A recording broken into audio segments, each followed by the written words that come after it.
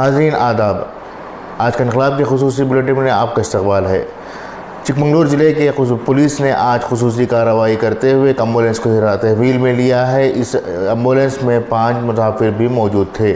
دراصل ایمبولینس کا استعمال مسافروں کو نہیں بلکہ مریضوں کو لانے لے جانے کے لیے کیا جاتا ہے، لیکن جب سے لاک ڈاؤن جاری ہوا ہے اس کے بعد سے مسلسل ایمبولینس میں مسافروں کا آنا جانا لگا ہوا ہے۔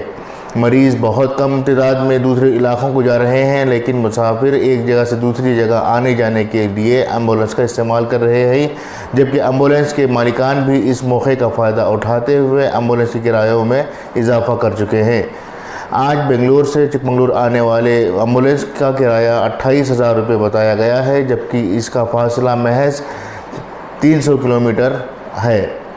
پولیس کو جب اس بات کا شبہ ہوا کہ ایمبولینس میں مریض نہیں بلکہ مسافر موجود ہیں تو انہوں نے ایمبولینس کو روکا اور تحقیقات کی۔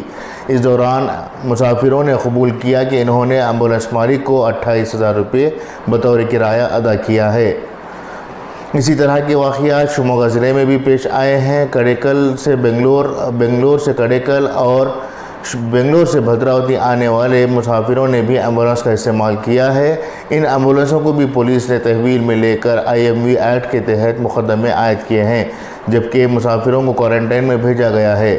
غورطلب بات یہ ہے کہ کئی لوگ شارٹ کٹ راستہ اختیار کرتے ہوئے ایمبولینس کا استعمال کر رہے ہیں، جو کہ ان کے لیے خطرناک ثابت ہو رہا ہے۔ پولیس بار بار اس بات کی گزارش کر رہی ہے کہ لاک ڈاؤن کا مطلب گھروں سے باہر نہ نکلنا ہے، نہ کہ شارٹ کٹ طریقوں کا استعمال کرتے ہوئے ایک جگہ سے دوسری جگہ جانا ہے۔ اس صورت میں اگر کوئی قصوروار پایا جاتا ہے تو ان کے خلاف خاص سخت کارروائی کی جا رہی ہے۔ لوگوں کو محتاط رہنے کی ہدایت دی گئی ہے۔